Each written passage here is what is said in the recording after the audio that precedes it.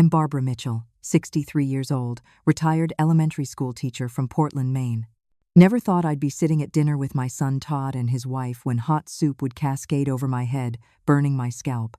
"You've got 10 minutes to leave or I'm calling the police," Todd screamed, his face contorted with rage.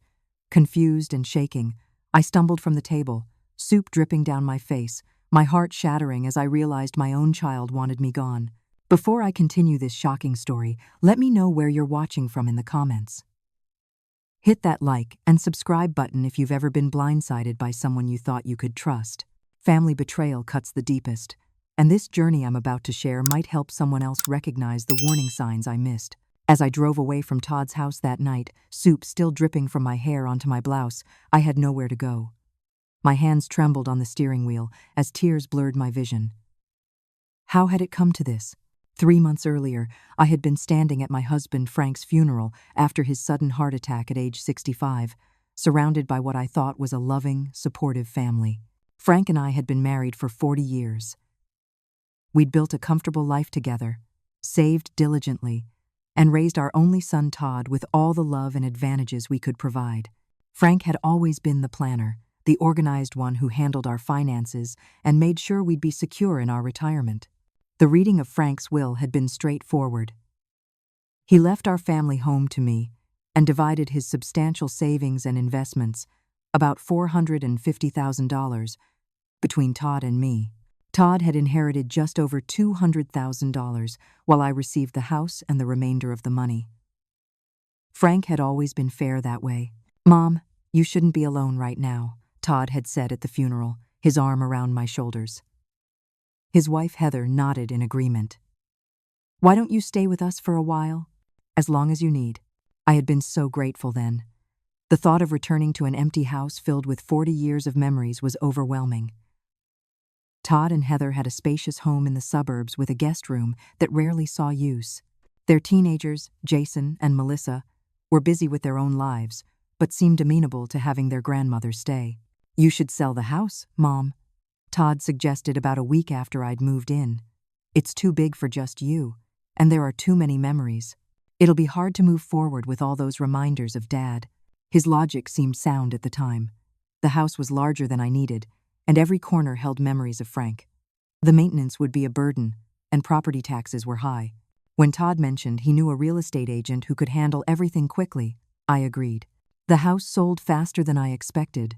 The market was hot, and our well-maintained colonial in a desirable neighborhood attracted multiple offers above asking price. After paying off the remaining mortgage and closing costs, I had another $375,000 to add to my inheritance. I should have felt secure. I tried to settle into life at Todd's home. I kept my belongings confined to the guest room and tried to be helpful without overstepping. I cooked dinner twice a week and contributed to groceries. But I soon noticed Heather's complaints. My cooking used too many spices. I loaded the dishwasher incorrectly. I folded the laundry the wrong way. One night, about 2 months after moving in, I woke to use the bathroom and heard hushed voices from the kitchen. I paused in the hallway, not intending to eavesdrop, but Todd's words froze me in place. "She has almost $600,000 just sitting in her account, Heather. We could use that money to expand the business, pay off our debts. It's not like she needs it all." "Has she mentioned what she plans to do with it?" Heather asked. "No, but I think I can convince her to invest it with me. She trusts me." I tiptoed back to my room, heart racing. Todd's real estate development business had been struggling for years, despite the booming housing market. Frank had mentioned his concerns about Todd's business acumen several times before his death, but we'd always kept those conversations private. The pressure started subtly. Comments about rising interest rates and inflation eroding my savings. Articles about investment opportunities left on the kitchen counter. Then came the direct approach. "Mom, I have this amazing opportunity to develop a new property," Todd explained over coffee one morning when Heather and the kids were out. "It's a sure thing, but I need additional capital. The return would be much better than what you're getting in your savings account." I hesitated. Frank always advised against mixing family and business. "Dad was overly cautious," Todd countered. "This is different. I'm not asking for a gift. This would be an investment with returns. You'd be helping yourself while helping me grow the business Dad always wanted me to succeed in. The guilt trip worked. 2 days later, I found myself signing papers for a loan of $100,000 to Todd's business. As I wrote the check, I couldn't shake the feeling that Frank would have advised against this. But Todd was my son. Surely I could trust him with my future. After giving Todd the money, I redoubled my efforts to be a model house guest. I woke early to make breakfast for the family, kept my belongings organized, and tried to connect with my teenage grandchildren. Jason, 17, was usually plugged into his headphones or out with friends, but 14-year-old Melissa occasionally sat with me while I knitted, sharing stories about school. But despite my efforts, the atmosphere in the house grew increasingly tense. Heather's passive-aggressive comments escalated from occasional barbs to daily criticism. "Barbara, did you use my special moisturizer again? It's very expensive." "Barbara, we don't put those plates in the dishwasher that way in this house." "Barbara, could you please not rearrange the living room furniture while we're out? It's disorienting to come home to a different house." I hadn't touched her moisturizer or rearranged any furniture. These accusations baffled me, but I apologized anyway, not wanting to create conflict. Meanwhile, Todd grew more distant. The warm conversations we once shared dwindled to brief exchanges about household logistics. He was suddenly too busy to help me set up my new phone or take me grocery shopping as he'd promised. One afternoon, I noticed Melissa looking at a photo album I'd brought from my old house. "This was your dad when he was about your age?" I told her, pointing to a picture of teenage Todd. Heather appeared in the doorway. "Melissa, don't you have homework?" "And Barbara, I'd prefer if you didn't distract the kids with old stories when they have responsibilities." Later that week, I couldn't find my mother's antique silver hairbrush. It had been on my dresser the night before, along with several other keepsakes I'd brought from home. After searching my room thoroughly, I approached Heather in the kitchen. "Have you seen my silver hairbrush? The one that belonged to my mother?" Heather barely looked up from her phone. "No. Are you sure you brought it here?" "Yes, I'm positive. It was on my dresser yesterday, along with my pearl earrings, which are also missing." Heather sighed dramatically. "Barbara, this is what, the third item you've lost this month? First it was your blue cardigan, then your prescription sunglasses, now jewelry. Maybe you should start keeping a list of where you put things." Todd walked in as Heather was speaking. "What's going on?" "Mom can't find some of her things again," Heather explained, exchanging a meaningful look with my son. "Mom," Todd said gently, but with a patronizing tone I'd never heard him use before, "we're getting a little concerned about how often you're misplacing things. Dad used to mention that your memory wasn't what it used to be." I was stunned. "Your father never said any such thing. And I'm not misplacing things. They're disappearing from my room." "Now, Mom," Todd said, placing his hand on my shoulder, "getting upset won't help us find your things. Maybe we should talk to Dr. Winters about this memory issue." "What memory issue?" "I don't have a memory issue." My voice rose as frustration and confusion overwhelmed me. "This kind of agitation isn't good for you," Heather interjected smoothly. "Why don't you lie down for a bit?" I retreated to my room, feeling disoriented and questioning myself. Had I misplaced these items? Was my memory failing? Frank had never mentioned any concerns about my memory. I was sure of that. Wasn't I? That night, I couldn't sleep. Around midnight, I crept downstairs for a glass of water and froze when I heard Todd and Heather speaking in hushed tones in the study. "I called Dr. Winters today," Todd was saying. "He says we'd need substantial documentation of cognitive decline before we could petition for guardianship." "How long would that take?" Heather asked. "Months, maybe a year. Unless we can get her declared incompetent sooner. My contact at Sunny Pines says they have an excellent memory care unit. Once she's there, managing her affairs would be much simpler." I backed away silently, my heart pounding. They wanted to have me declared incompetent and put in a nursing home? To get control of my money? I barely made it back to my room before my legs gave out. The next morning, I noticed something odd about my coffee, a slightly bitter aftertaste that hadn't been there before. At lunch, my soup had the same strange flavor. By mid-afternoon, I felt unusually drowsy and confused. When I checked the trash later, I found an empty prescription bottle for sleeping pills that wasn't mine. They were drugging me. My own son was drugging me to make me appear incompetent. That night, I pretended to take the pills. Heather now openly offered to help me sleep, but secretly spit them out when she left. Once the house was quiet, I used the landline in the kitchen to call Nancy Thompson, my oldest friend from teaching days. We'd worked together for 20 years before retirement. "Nancy," I whispered when she answered, "I need help. I think I'm in danger. Can you meet me tomorrow at the coffee corner on Main Street? 2 o'clock? "Barbara, you're scaring me," Nancy replied. "What's happening?" "I'll explain everything tomorrow. Please don't call back or contact Todd. Promise me." After hanging up, I stood in the dark kitchen, trembling. How had my life come to this? Sneaking around in my son's house, afraid for my safety and sanity? One thing was crystal clear. I needed to get out before they succeeded in whatever they were planning. The coffee corner sat on a busy intersection in downtown Portland, its large windows allowing patrons to watch the world go by while enjoying their beverages. I arrived 20 minutes early, constantly checking over my shoulder to ensure Todd or Heather hadn't followed me. I'd told them I was going to the library to return some books. Nancy arrived punctually at 2, her familiar salt and pepper, bob and colorful scarf a welcome sight. Her eyes widened as she took in my appearance. I'd lost weight, and stress had carved new lines into my face. "Barbara, my God," she said, embracing me. "What's happening to you?"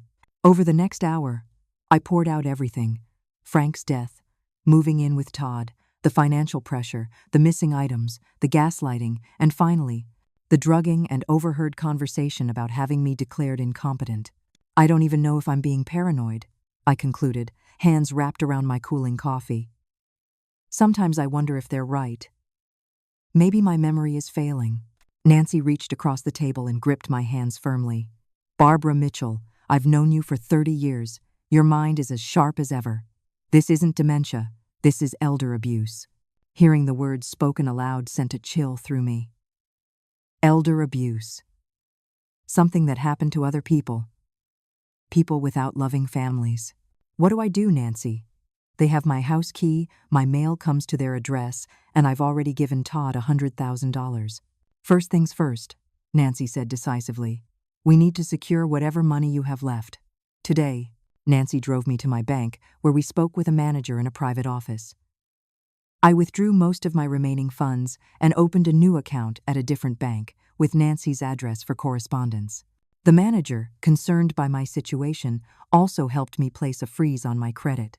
When I returned to Todd's house that evening, he was waiting in the living room, his expression thunderous. "Where have you been, Mom?" he demanded. "The library closes at 4, and it's nearly 6. "I met Nancy for coffee," I said, trying to keep my voice steady. "We lost track of time catching up." "Nancy Thompson? Your old teaching friend?" Todd's eyes narrowed. "Funny, because I called the library when you didn't answer your cell phone, and they said you hadn't been there today." My heart sank. I'd forgotten about the library lie. "Why are you checking up on me?" "I'm a grown woman, Todd. A grown woman who can't remember where she puts things and wanders around town without telling anyone where she's going," he snapped. "We were worried. Were you also worried when you checked my bank account today?"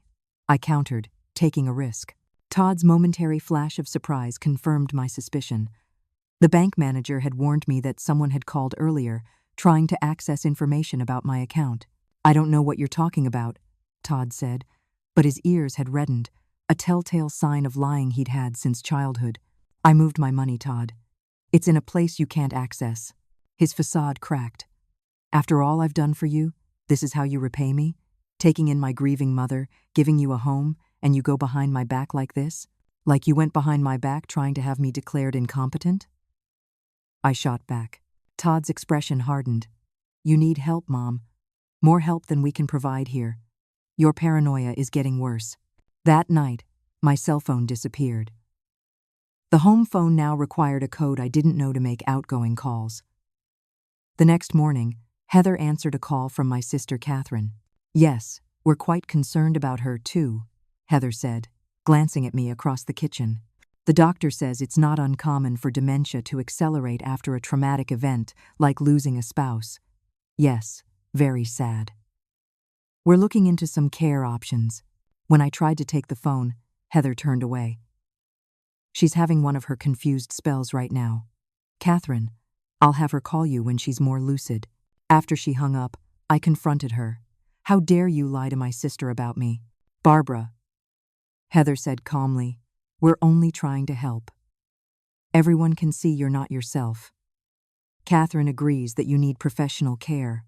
Over the next week, I discovered that Heather had been systematically contacting everyone in my small circle of friends and family, painting a picture of a rapidly declining widow.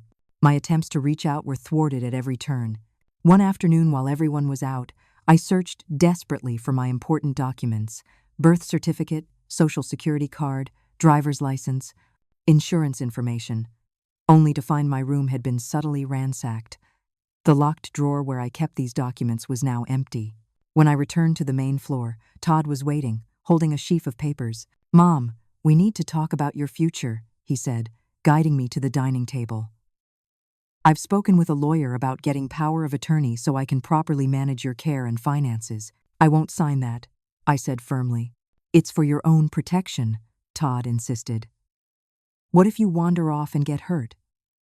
What if you make another financial mistake like you did with that online scammer last month? There had been no online scammer. This was a complete fabrication. I just need some time to think about this, I said, stalling. Todd reluctantly agreed to give me a few days. But his expression told me my time was running out. That night, unable to sleep, I used Todd's unlocked laptop while the house was quiet. Searching through his emails, I found something shocking. Correspondence with his company's accountant revealing that Todd had been embezzling from his own business for years. Even more disturbing, recent emails suggested he was setting me up to take the fall, creating a paper trail to show I had access to company accounts. The pieces fell into place with sickening clarity. Todd needed my money to cover his tracks before his partners discovered the embezzlement. Having me declared incompetent wasn't just about controlling my assets, it was about creating a scapegoat for his crimes. As I stared at the damning evidence on the screen, I realized I wasn't just fighting for my money or independence anymore. I was fighting for my freedom. The next morning, I made a critical mistake. Still reeling from my discovery, I confronted Todd directly with what I knew. I saw your emails, I said when we were alone in the kitchen. I know about the money you've been taking from your business. I know you're trying to frame me. Todd's face went through a series of emotions: shock, fear, calculation, and finally, a cold rage I'd never seen before. No one would believe you, he said, his voice eerily calm. Everyone already thinks you're losing your mind. Your own sister thinks you need to be in a care facility. I have copies of the emails, I bluffed, hoping to gain some leverage. Todd laughed, but there was no humor in it. No, you don't. And even if you did, who would you show them to? You have no phone, no car, no friends who haven't already been told about your condition. Face it, Mom, you've got nothing. He stepped closer, his voice dropping to a menacing whisper. Do you really think anyone would believe a confused old woman over a respected businessman? Dad always said you were gullible. Too trusting. That's why he had me promise to look after you when he was gone. The cruel invocation of Frank's memory struck me like a physical blow. Frank would never have spoken about me that way. Never. Within hours, the atmosphere in the house changed dramatically. Todd no longer bothered to hide his contempt, and Heather dropped all pretense of concern. My bedroom door now locked from the outside. My cell phone was gone, as was my purse containing my credit cards and what little cash I had. The home computer was password protected, and the Wi-Fi password had been changed. When the doorbell rang that afternoon, I rushed to answer it, hoping for a chance to call for help. Heather intercepted me. It's Mrs. Perkins from next door, she said, blocking my path. She's brought some flowers. How nice. I could hear Heather at the door. Yes. She's resting now. The medication helps with the agitation. It's been so difficult watching her decline. We're just grateful we can care for her at home for now. That evening, I attempted to speak with my grandchildren, hoping they might help. Melissa, I whispered when I found her alone in the kitchen, I need your help. Your parents have taken my phone, my money, everything. They're lying about me being confused. Melissa looked uncomfortable. Grandma, Dad says you're sick and don't always know what you're saying. He says it's the dementia making you paranoid. Melissa, I don't have dementia. They're making that up to take my money. Please, can you just let me use your phone for 5 minutes? Dad said you might ask for a phone to call people and confuse them. He said not to let you because it just makes your confusion worse. She backed away, looking frightened. I should go do my homework. Jason was even less receptive, barely looking up from his video game when I tried to speak with him. Dad already told us what's happening, Grandma. You need to take your medicine and stop fighting it. My own grandchildren had been turned against me. The isolation was complete. My confinement took a physical toll. Meals became irregular. Sometimes I'd receive only a cold sandwich for dinner while the family ate a proper meal in the dining room. My requests for my regular medications were often forgotten, leaving me to deal with arthritis pain and high blood pressure without treatment. The stress and poor nutrition began to affect my health visibly. I lost more weight, developed a persistent cough, and found myself genuinely disoriented at times from lack of proper sleep and anxiety. One morning, a man in a white coat appeared in my bedroom doorway with Todd. Mom, this is Dr. Reynolds. He's a specialist in geriatric care, and he's here to evaluate you for placement. Dr. Reynolds spent 30 minutes asking me questions, many designed to confuse, asking the date, then circling back 10 minutes later to ask again but phrasing it differently. When I hesitated or showed any uncertainty, he made notes. He never examined me physically or took my vital signs. Later, I overheard him speaking with Todd in the hallway. Significant cognitive decline, consistent with moderate to severe dementia. Paranoid ideation. Confabulation. She definitely meets criteria for memory care placement. I'll have my office send over the evaluation report tomorrow. Cedar Ridge has openings, but it's not the most premium facility. That's fine, Todd replied. We just need somewhere secure and affordable. Cedar Ridge. I'd visited a friend there once before she passed. A dreary place with understaffed wards, residents strapped to chairs in the hallways, the pervasive smell of urine and industrial cleaner. The thought of being imprisoned there made my blood run cold. That night, as I lay on my bed contemplating my diminishing options, I noticed the grocery delivery service truck pulling up outside. Todd and Heather used a weekly delivery service for staples, something I'd signed them up for as a Christmas gift the previous year. The regular delivery person, Marco, had always been friendly during my first months at Todd's home. I'd often chatted with him while helping unpack groceries. Would he remember me? Would he notice something was wrong? With trembling hands, I tore a page from the novel on my nightstand and scrawled a desperate message. Please help. I am being held against my will. Call Nancy Thompson at 555 to 7,821 and tell her Barbara needs help urgently. Not dementia. Elder abuse. When I heard Heather greeting Marco at the door, I folded the note into a tiny square and tucked it into my sleeve. As voices moved toward the kitchen, I slipped out of my room. Oh, Barbara's up, Heather said with false cheerfulness when I appeared in the kitchen doorway. Marco, you remember my mother-in-law? Of course. Hello, Mrs. Mitchell. Haven't seen you helping with the groceries lately. Marco smiled, but his expression faltered as he took in my appearance.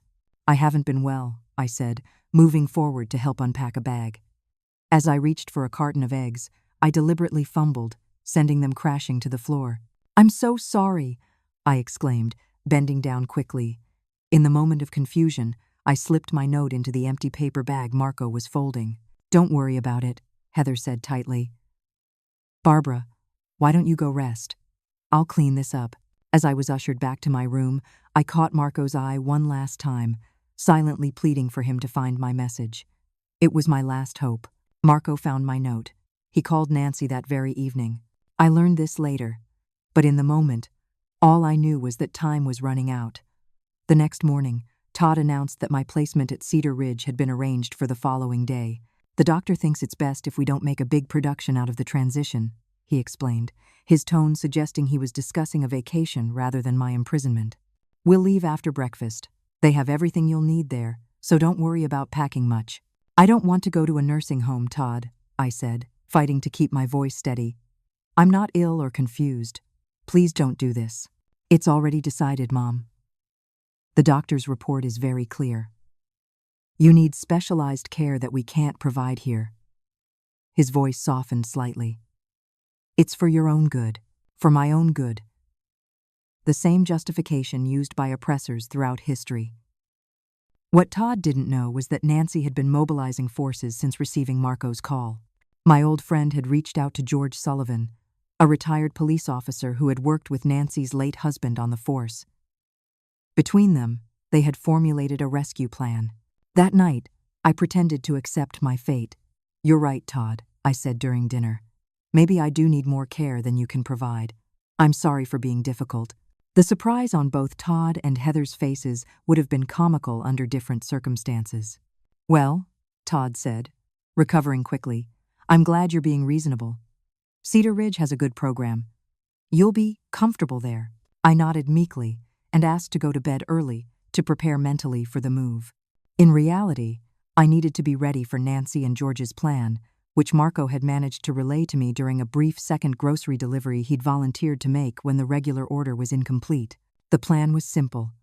At precisely 10:30 p.m., Nancy would come to the front door with a manufactured emergency to draw Todd and Heather's attention.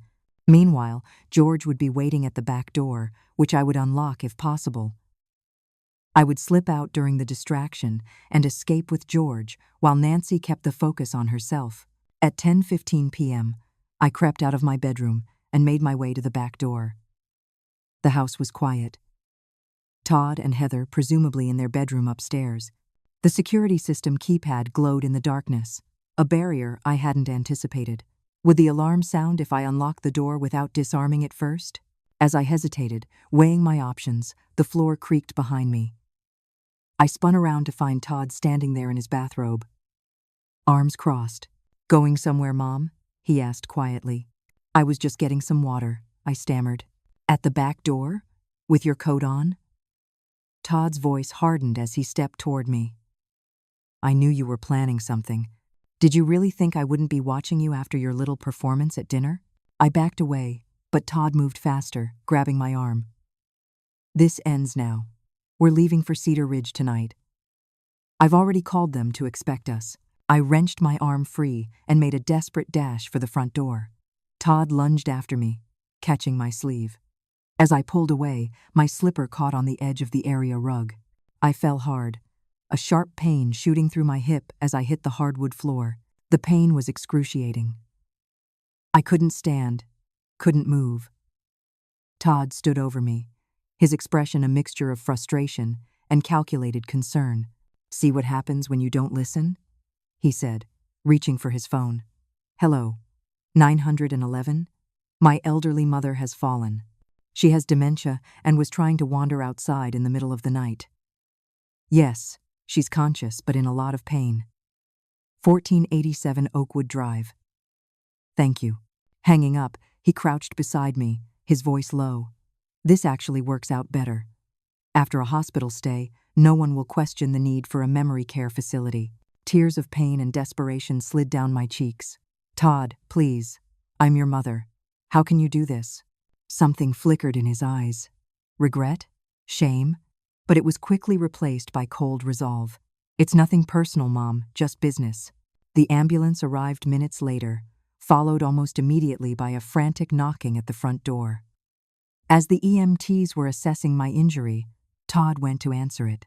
I heard Nancy's voice, pitched higher than normal. Oh, Todd, thank goodness you're home. My car broke down right in front of your house, and my cell phone is dead. Could I possibly use your phone to call for help? Todd hesitated, clearly suspicious of the timing, but social conventions won out. Of course, come in. We're dealing with a bit of an emergency ourselves. As Todd led Nancy to the kitchen phone, I caught her eye briefly. She gave me an imperceptible nod. While Todd was distracted, I saw a shadow move past the living room window. George. The EMTs determined I needed to be transported to the hospital for evaluation, likely a broken hip. As they prepared the stretcher, Todd returned. I'll follow you to the hospital, he told them.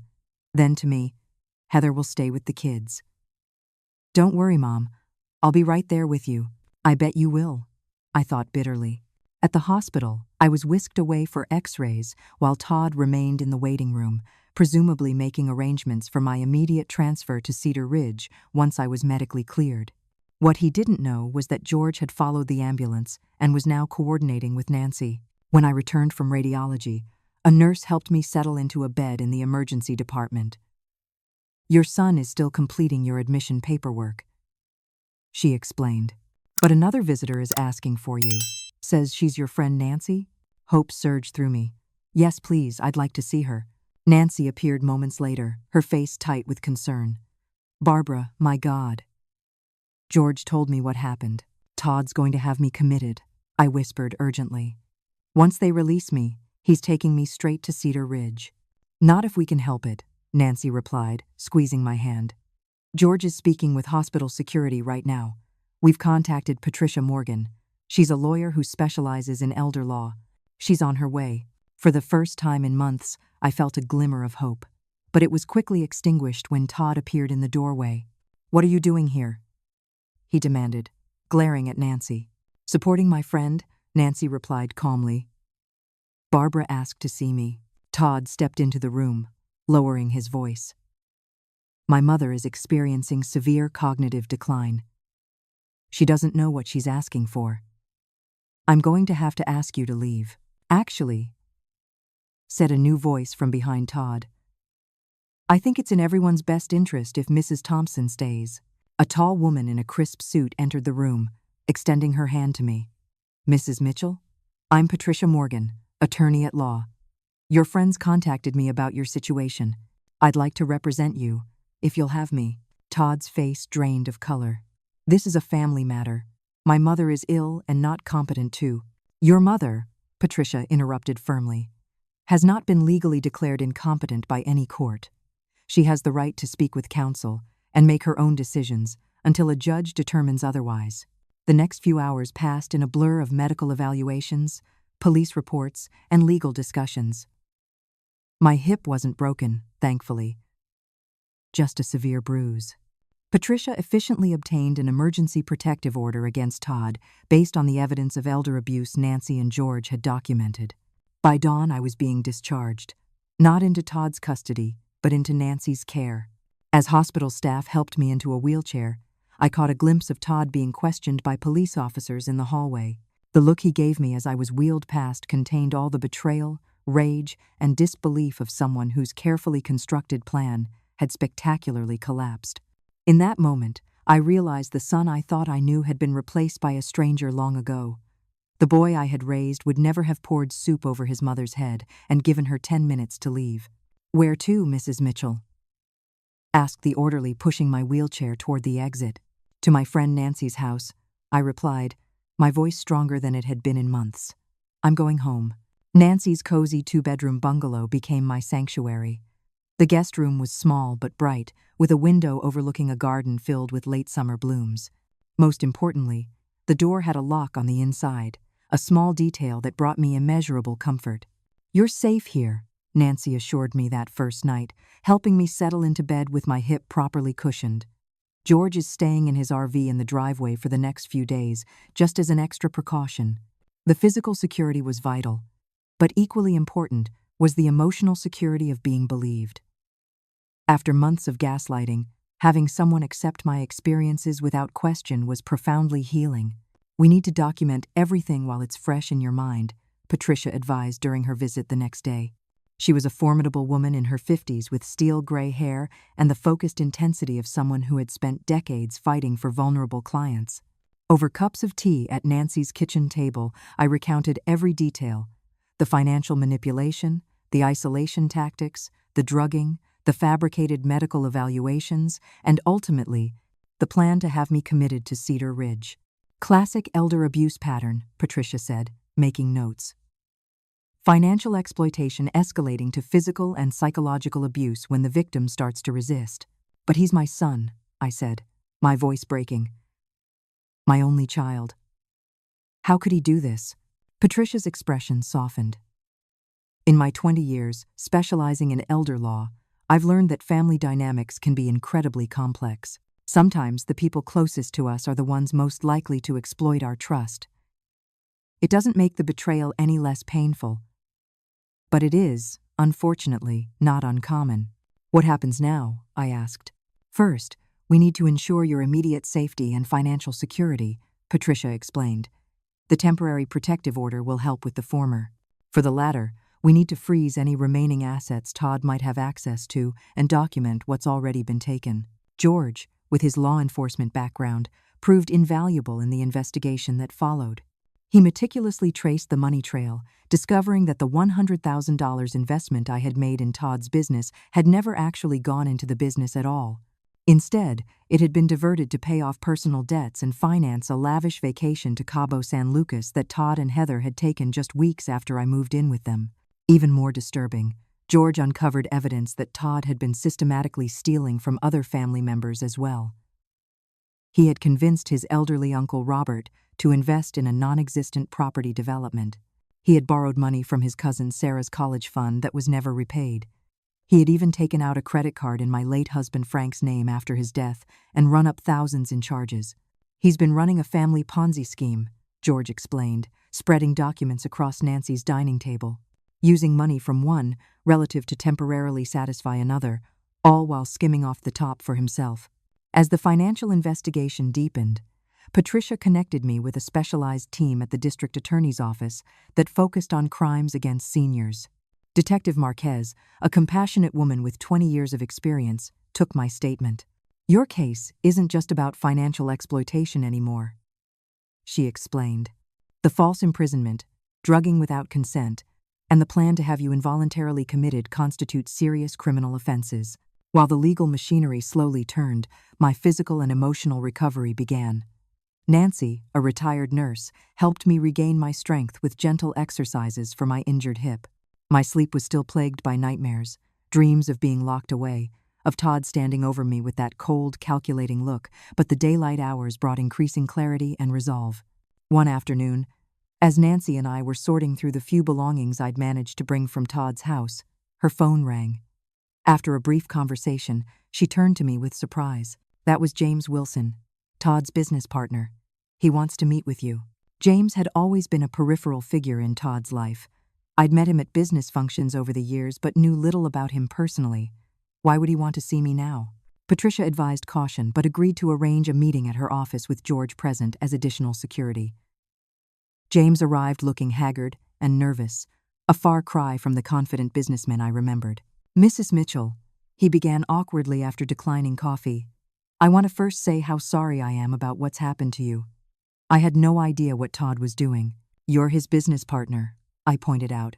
"How could you not know?" James ran a hand through his thinning hair. "That's why I'm here. The truth is, I've only recently discovered the extent of Todd's activities. When the police started investigating your situation, they began looking into the business finances as well. What they found..." He paused, swallowing hard. "Todd has been embezzling from our company for years. Over $400,000 at least." The revelation was shocking but somehow not surprising. If Todd could steal from his own mother, why not his business partner? "I've been going through the records myself," James continued, pulling a flash drive from his pocket. "There's more. Todd was setting up an elaborate scheme to frame me for the embezzlement, and you as an accomplice. He created false documentation, showing that you had access to company accounts and were making transfers to offshore accounts supposedly controlled by me." Patricia leaned forward. "You're willing to testify to this?" James nodded grimly. "I have to. It's not just about saving myself anymore. What Todd did to you." He looked directly at me, his expression pained. "No one deserves that, especially not from their own child. I have documentation proving that Todd falsified your signature on multiple financial documents. I'll testify to whatever you need." As James left, Patricia turned to me with the first genuine smile I'd seen from her.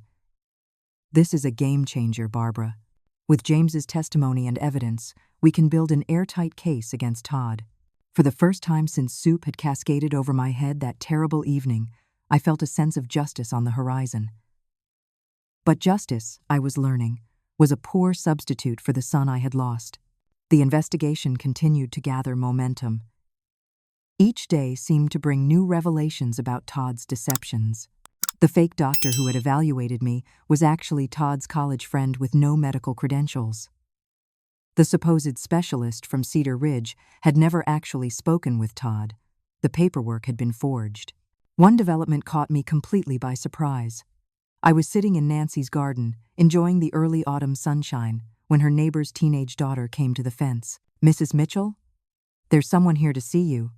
She says she's your granddaughter." I looked up to see Melissa standing nervously by the gate, her school backpack clutched tightly against her chest. "Grandma?" she called hesitantly.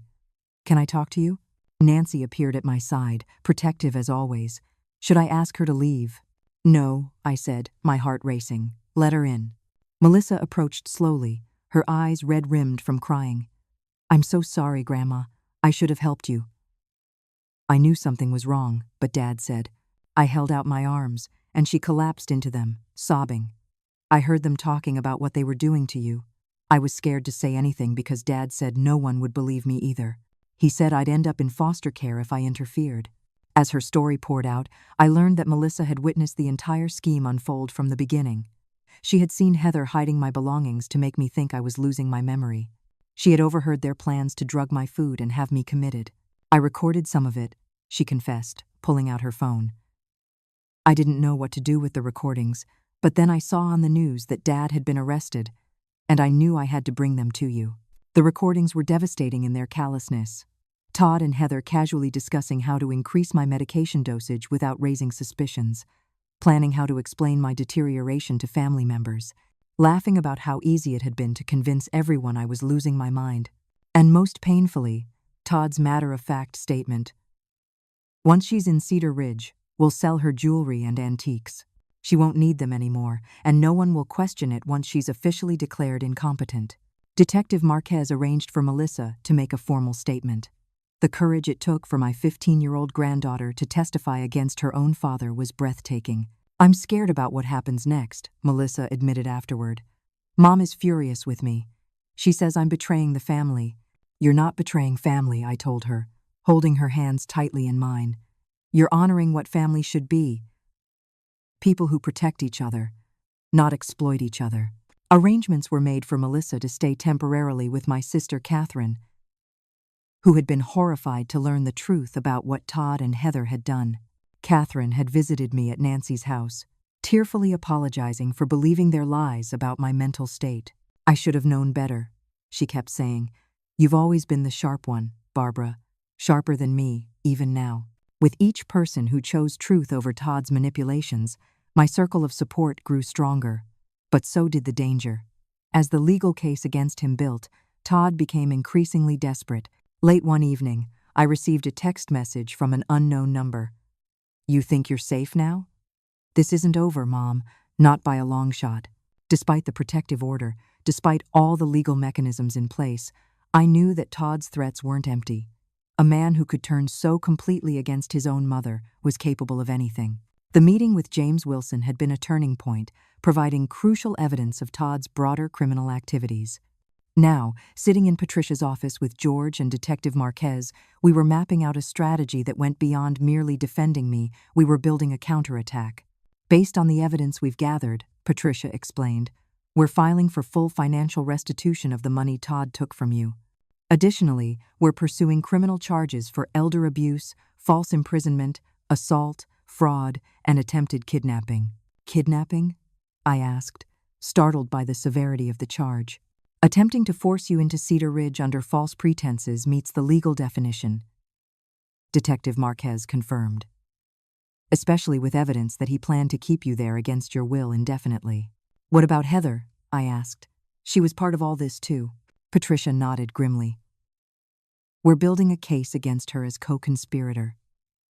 However, there's a new development on that front." She slid a document across the table to me. It was an email from Heather's attorney. "She's offering to testify against Todd in exchange for reduced charges," Detective Marquez explained. According to her attorney, she has evidence that Todd was the mastermind and she was acting under duress. I laughed bitterly. Duress? She was the one who put the sleeping pills in my food. She was the one who spread lies to my friends and family. "We're not making any deals yet," Patricia assured me. "But strategically, Having Heather turn on Todd could strengthen our case significantly. While the legal preparations continued, I focused on rebuilding my life. Patricia had helped me secure a modest one-bedroom apartment in a senior living community, not a nursing home, but an independent living facility with security features that brought peace of mind. The rent was affordable, covered by the Social Security payments that were now being properly directed to my new bank account. Nancy and George helped me furnish the apartment with second-hand finds and donations from friends. It wasn't the home I had shared with Frank for decades, but it was mine, and no one could lock me in or out without my permission. One afternoon, as I was arranging books on a new bookshelf, my phone rang with an unknown number. "Mrs. Mitchell?" a hesitant male voice asked. "This is James Wilson again. I was wondering if we could meet. There's something important I need to discuss with you in person." Following Patricia's safety protocols, I arranged to meet James at a coffee shop within the senior community, with George inconspicuously positioned at a nearby table. James arrived punctually, carrying a thick manila envelope. "Thank you for seeing me," he said, sliding into the booth across from me. "What I'm about to share with you is, well, it's going to be difficult to hear." He opened the envelope and carefully laid out a series of documents. Bank statements, emails, and what appeared to be corporate accounting records. "After our last meeting, I continued digging into Todd's activities," he explained. "What I found goes beyond what I initially thought. Todd wasn't just embezzling from our company. He was running a sophisticated money laundering operation." I stared at the documents, trying to make sense of the complex financial transactions. Money laundering? But why? The real estate business was legitimate, wasn't it? James sighed heavily. "On the surface, yes. But Todd was using it to clean money for some very dangerous people. Local organized crime figures involved in drug trafficking. They needed a legitimate business to process their cash, and Todd's developments provided the perfect cover. The revelation left me reeling. My son, my Todd, involved with organized crime? It seemed impossible, yet the evidence in front of me told a different story. "There's more," James continued reluctantly. "While investigating the money trail, I uncovered something personal." He hesitated, then pushed forward a printed email. "Heather has been having an affair with one of our investors, Richard Calloway. Based on their correspondence, it's been going on for at least 2 years." I scanned the email, the intimate language leaving no doubt about the nature of their relationship. "Does Todd know?" "I don't think so. But here's where it gets complicated. Richard isn't just any investor. He's connected to the same criminal organization that Todd was laundering money for. I believe Heather may have been feeding information about our business operations to Richard, who then used it to pressure Todd into the money laundering scheme." The layers of betrayal were dizzying. Todd betraying me, Heather betraying Todd, and all of them, ultimately, betraying themselves. "Why are you telling me this?" I asked. James ran a hand through his hair. "Because I'm planning to testify against Todd, Heather, and the entire operation. The FBI is involved now. But once I do that, things could get dangerous, for me and potentially for you. I wanted you to understand what we're dealing with." Later that day, I relayed everything to Patricia and Detective Marquez. The involvement of organized crime elevated the case to a new level, bringing in federal authorities and adding a layer of urgency to the protective measures around me. "We need to move quickly now," Patricia advised. "With this new information, we can file for an immediate freezing of all Todd's assets under RICO statutes. That will prevent him from using those resources against you." The legal machinery accelerated. Emergency court hearings, depositions, endless paperwork. Through it all, I kept thinking about Todd. Not the criminal he had become, but the little boy who once brought me wildflowers from the yard, who cried when his pet goldfish died, who needed me to check under his bed for monsters. Where had that boy gone? When had the monsters moved from under the bed into his heart? As if in answer to my unspoken questions, my phone buzzed with a text from an unfamiliar number. "Grandma, it's me, Melissa. I need to see you. It's important. Can I come to your apartment tomorrow after school?" With Patricia's cautious approval and George's promise to be nearby, I agreed to the meeting. Melissa arrived, looking even more stressed than during our previous encounter. "I found something in Dad's home office," she said, pulling a small journal from her backpack. It was hidden in a false bottom in his desk drawer. I think you should see it. The journal was ordinary, a black moleskin with worn corners. But its contents were extraordinary. Page after page of Todd's handwriting, detailing his growing resentment toward Frank and me, his perception that we had always favored his cousin Michael, his anger at what he saw as insufficient financial support for his business ventures. I've been reading it, Melissa admitted. It goes back years, Grandma. He's been planning things. Bad things. Not just what he did to you. Melissa, you need to give this to Detective Marquez, I said, my hands trembling as I held the physical evidence of my son's darkened mind. This is important evidence. Melissa nodded, then burst into tears. I knew Dad was doing wrong, but I didn't know how to stop it. I was afraid all the time. I pulled her into a hug, this brave young woman who had found the courage I had failed to demonstrate for too long. You're not responsible for your father's choices, I told her. You've done the right thing, the hard thing. I'm so proud of you. As Melissa prepared to leave, her phone buzzed repeatedly with incoming texts. It's Dad, she said, her face paling as she read the messages. He knows I took the journal. He says he's coming for both of us. I immediately called Detective Marquez, who arranged for a patrol car to escort Melissa safely to Catherine's house. George insisted on staying in his RV outside my apartment building, a precaution that had seemed excessive until now. That night, as a thunderstorm rattled my windows, I sat awake in my new living room, the journal open on my lap, reading the documented descent of my son from frustrated businessman to calculated criminal. The final entry, dated just days before the soup incident, chilled me to the bone. Mother becomes more difficult each day. Her resistance to the Cedar Ridge plan is problematic. Once that's resolved, the rest will fall into place.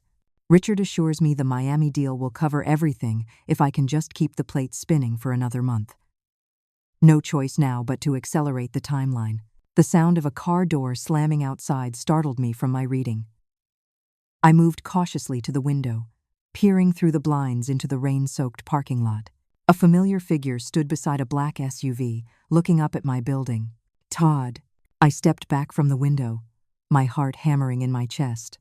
Todd was here, despite the restraining order, despite the pending criminal charges. The realization that he would so brazenly violate a court order told me everything I needed to know about his mental state. He had nothing left to lose. My hands shook as I reached for my phone to call George, who was supposed to be parked outside in his RV. Before I could dial, my phone buzzed with an incoming text message from an unknown number. Hello, Mother. We need to talk. Open the door or things get complicated. You have 3 minutes. I pressed George's number, praying he would answer. The call went straight to voicemail. Where was he? Had Todd done something to him? My next call was to 911. 911. What's your emergency? My son is outside my apartment building. There's a restraining order against him. I believe he intends to harm me. I gave the dispatcher my address and apartment number. Ma'am, officers are being dispatched to your location. Are you in a secure location? Can you lock your doors and windows? Yes, everything is locked, I assured her, double-checking the deadbolt on my front door. How long until someone arrives? Officers should be there within 6 to 8 minutes. Stay on the line with me until they arrive. 6 to 8 minutes, an eternity when your son is outside, potentially armed and definitely dangerous. A loud knock on my door made me jump. Mom, I know you're in there, Todd called, his voice eerily calm. I just want to talk. Straighten things out between us. I remained silent, backing away from the door. The dispatcher could hear everything. We have an emergency situation, she said to someone else at the dispatch center. Expedite those units to Oakwood Senior Residences. The knocking became pounding. Mom, open the damn door. You're ruining everything with these lies, after all I've done for you. Mrs. Mitchell, the dispatcher said, move to an interior room if possible. Bathroom or closet. Take your phone with you. I retreated to the bathroom, locking the flimsy door behind me. Outside my apartment, I could hear Todd's voice rising, becoming more frantic. Then, suddenly, another voice. Deep, authoritative. George. Todd Mitchell, you need to leave now. The police are on their way. This doesn't concern you, old man, Todd spat back. I'm making it my concern. Barbara is under my protection. A scuffle. Something heavy hitting a wall. Then, mercifully, the wail of approaching police sirens. Mrs. Mitchell? The dispatcher asked. Can you still hear me? Yes, I whispered. Officers are arriving now. Stay where you are until they contact you directly. The next few minutes passed in a blur of shouted commands, heavy footsteps, and finally, a female officer's voice at my apartment door. Mrs. Mitchell? This is Officer Chen with Portland PD. You can come out now. You're safe. I emerged from the bathroom to find 2 police officers in my living room. Through the open front door, I could see more officers in the hallway, and beyond them, Todd being handcuffed and led away. He looked over his shoulder, his eyes finding mine. The hatred in his gaze made me physically recoil. George stood nearby, a cut above his eye, but otherwise unharmed. I'm sorry, Barbara, he said. He blindsided me in the parking lot. Got a hit in before I could react. You're both safe now, Officer Chen assured us. Mr. Mitchell will be charged with violating the restraining order, assaulting Mr. Sullivan, and probably a host of other charges once the detectives are done with him. The rest of the night passed in a haze of police statements, ice packs for George's eye, and cups of tea that grew cold before I could drink them. By dawn, Todd was in custody, denied bail due to the severity of the charges and the obvious flight risk he presented. Detective Marquez arrived early the next morning, her expression grave. We found a gun in Todd's car, she informed me, and a notebook containing what appears to be a plan to take you to a cabin in the mountains. Given these developments, the district attorney is upgrading the charges to include attempted kidnapping and assault with a deadly weapon. The reality of how close I had come to being forcibly removed, or worse, left me numb.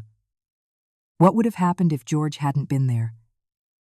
If the police had arrived just a few minutes later? There's more, Detective Marquez continued. Heather has officially turned state's evidence. In exchange for immunity on the most serious charges, she's providing detailed testimony about Todd's criminal activities, including the money laundering operation and the plan to have you committed. Immunity, I repeated, the injustice burning in my throat. After everything she did to me, she gets a deal? Partial immunity, Marquez clarified. She'll still face charges for elder abuse and fraud, but not the RICO violations or conspiracy charges. Her testimony is crucial to building an airtight case against Todd and the organized crime figures he was working with. In the days that followed, the case against Todd grew stronger as more witnesses came forward. James Wilson provided financial records documenting years of embezzlement and money laundering. Melissa turned over additional evidence she had secretly gathered, including recordings of Todd threatening her if she revealed what she knew. Even Jason, my grandson, who had been so dismissive of my concerns, eventually admitted that he had witnessed his father tampering with my food and medication. The preliminary hearing was scheduled for a Tuesday morning in early October. Patricia had prepared me thoroughly for what to expect, but nothing could have truly readied me for the experience of seeing my son in the courtroom, wearing an orange jumpsuit, his hands and feet shackled. Todd didn't look at me as I took the stand. He stared straight ahead, his face a mask of indifference as I recounted the months of abuse, manipulation, and terror I had endured at his hands. Only when I described finding the evidence of his embezzlement did his expression change, a flash of pure hatred that made the court security officer step closer to the defendant's table. Cross-examination was brutal. Todd's attorney, an expensive criminal defense lawyer named Harrington, tried to paint me as a confused, bitter old woman, imagining persecution where there had only been concern. Mrs. Mitchell, isn't it true that you have a history of memory problems? He asked, his voice dripping with false sympathy. No, I do not, I replied firmly. Yet you claim to have lost numerous items while staying with your son, items that you later couldn't find. Isn't that consistent with memory impairment? It's consistent with someone hiding my belongings to make me think I was losing my memory, I countered. That's quite a conspiracy theory, Mrs. Mitchell. Perhaps more likely is that you simply forgot where you put things and in your confusion blamed others. Perhaps more likely, I replied, meeting his gaze steadily, is that your client engineered an elaborate scheme to steal my money and silence me when I discovered it. The evidence supports my version of events, not yours. The back and forth continued for nearly 2 hours. but I held my ground. Years of managing classrooms full of children had taught me to remain calm under pressure. By the time I stepped down from the witness stand, even Todd's attorney looked frustrated. Outside the courtroom, local news reporters had gathered, alerted to the sensational nature of the case. A son accused of attempting to institutionalize his mother to cover up financial crimes. A forest of microphones appeared before me as Patricia escorted me toward the exit. "Mrs. Mitchell, how does it feel to testify against your own son? Do you think Todd Mitchell should receive the maximum sentence? Were there warning signs of his behavior before your husband died?" Patricia fielded most of the questions professionally, emphasizing the broader issue of elder abuse rather than the personal aspects of my case. But when one reporter asked if I had a message for other seniors in similar situations, I paused. "Trust your instincts," I said, my voice stronger than I expected. "If something feels wrong, it probably is. And remember that age doesn't diminish your right to dignity, respect, and autonomy. No one, not even family, has the right to take those from you." The image of me speaking those words appeared on the evening news and in the morning paper. By week's end, I had received dozens of messages from other seniors sharing their own experiences with family exploitation and abuse. Some had happy endings. Many did not. The judge's ruling came swiftly and decisively. Todd would stand trial for multiple felony counts, including elder abuse, fraud, embezzlement, money laundering, assault, false imprisonment, and attempted kidnapping. Bail was denied. If convicted on all counts, he faced up to 25 years in prison. As the bailiff led Todd from the courtroom, he finally looked at me. In his eyes, I saw no remorse, no recognition of the pain he had caused, only cold calculation and the silent promise that this wasn't over. But for the first time since soup had cascaded over my head that terrible evening, I didn't look away. I met his gaze steadily, refusing to be intimidated. Whatever darkness had consumed my son, it would no longer consume me. Outside, surrounded by my growing circle of supporters, Nancy, George, Patricia, Catherine, Melissa, and others who had rallied to my side, I took a deep breath of the crisp autumn air. "What now?" Nancy asked, linking her arm through mine. "Now," I said, "we heal. And we make sure this doesn't happen to anyone else." 6 months later, I stood in the middle of my new apartment, surveying the changes I'd made to transform it from a temporary refuge to a true home. Cheerful yellow curtains brightened the windows. Family photos, carefully curated to exclude Todd, adorned the walls. A small writing desk occupied the corner by the largest window, piled with correspondence and drafts of the book I had begun writing about my experience. The trial had concluded 2 months earlier. Todd had been sentenced to 7 years in federal prison for the financial crimes and an additional 4 years for the elder abuse charges, to be served consecutively. The judge had been unsparing in her condemnation, calling Todd's actions a betrayal of the most fundamental trust between parent and child. Heather, true to her bargain, had received a reduced sentence of 3 years probation and community service. She was now living with her sister in Arizona, the divorce from Todd finalized while he awaited sentencing. According to Catherine, who maintained limited contact for the grandchildren's sake, Heather had entered rehab for an addiction to prescription painkillers that had apparently fueled much of her erratic behavior. My physical recovery had been straightforward. The bruised hip healed, the weight I'd lost was gradually regained, the perpetual anxiety that had aged me during those months had begun to ease. But the emotional healing was proving more complex. Dr. Levine, the therapist Patricia had recommended, specialized in trauma recovery for seniors. Our weekly sessions had become an anchor in my new routine, a safe space to process the grief, anger, and confusion that continued to surface in unexpected moments. "You're mourning multiple losses," she had explained during an early session. "Not just the son you thought you knew, but the future you anticipated, the family relationships you expected to enjoy in your later years." She was right. Each holiday, each birthday, each ordinary Tuesday brought reminders of the family that was now fractured beyond repair. I was learning to acknowledge those feelings without being overwhelmed by them. The Elder Abuse Survivors Support Group that met each Thursday at the community center had been another crucial element in my recovery. There, surrounded by men and women who truly understood, I could speak freely about the unique pain of being betrayed by those you had raised, nurtured, and loved unconditionally. The hardest part, Louise, An 82-year-old whose daughter had systematically drained her retirement accounts said during one meeting, is fighting the shame. Somehow we blame ourselves for not seeing it coming, for raising children who could do such things. Heads nodded around the circle. We all recognized that misplaced guilt, the endless second-guessing. What signs had we missed? What had we done wrong as parents? How could we have been so blind? But that shame belongs to them, not to us, I added, finally understanding the truth of those words. They made their choices. Our only mistake was trusting the people we had every reason to trust. More than healing my own wounds, I had found purpose in helping prevent others from suffering as I had.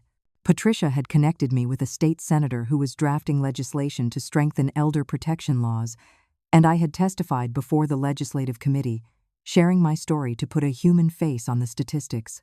The resulting law, which established stronger penalties for elder abuse and created a specialized task force to investigate such cases, was scheduled to go into effect the following month. It wasn't enough. It would never be enough as long as a single senior suffered at the hands of those who should protect them. But it was progress. Melissa and Jason were finding their own paths to recovery. After initially living with Catherine, Melissa had been accepted to an early college program at the University of Maine. Her experience had matured her beyond her years, giving her a clarity of purpose that was remarkable in someone so young. She planned to study law with a focus on elder justice. Jason had struggled more, his relationship with me strained by his initial role in his father's schemes. But gradually, through carefully structured visits and the patient mediation of his Aunt Catherine, we were rebuilding a cautious connection. Last week, he had helped me assemble a bookcase for my growing collection of mystery novels, a small step, but significant. The most difficult decision had been whether to visit Todd in prison. For months, I had adamantly refused, still too raw from the betrayal and too frightened by the memory of his hatred. But as the winter thawed into spring, something shifted within me as well. Visiting him isn't about forgiveness, Dr. Levine had explained when I broached the subject. It's about reclaiming your power. Seeing him in a controlled environment where he can no longer manipulate or harm you might help you process what happened. The first visit had been excruciating. Sitting across from Todd in the sterile visiting room, separated by plexiglass, I hardly recognized the haggard man in the prison jumpsuit. The confident charm that had once defined him was gone, replaced by a brittle defensiveness. "Why are you here?" he had asked immediately, suspicion narrowing his eyes.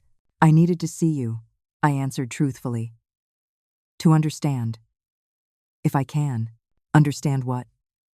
How you turned everyone against me? How you destroyed my life?" The familiar attempt to twist reality, to cast himself as the victim, was almost comforting in its predictability.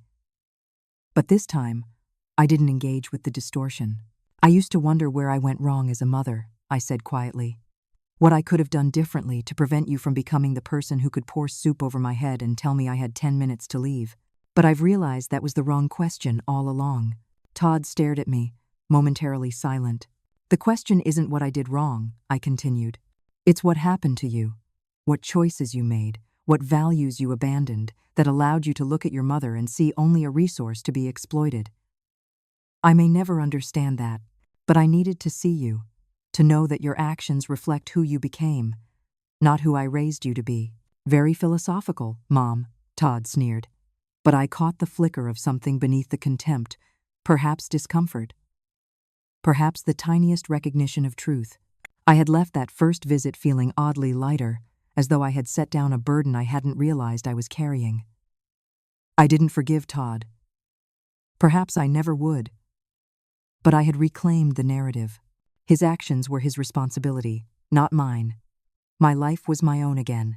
Today, preparing for Thanksgiving dinner, I moved with a newfound confidence through my small kitchen. Nancy and George would be arriving soon, along with Catherine and Melissa. Jason had tentatively agreed to stop by for dessert, a new tradition for my reconfigured family. As I arranged a bouquet of autumn flowers on the dining table, a housewarming gift from the support group members, my phone chimed with a text message from Patricia.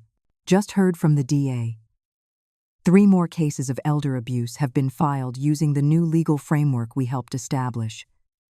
Your testimony made a difference. Happy Thanksgiving, Barbara. You have so much to be proud of."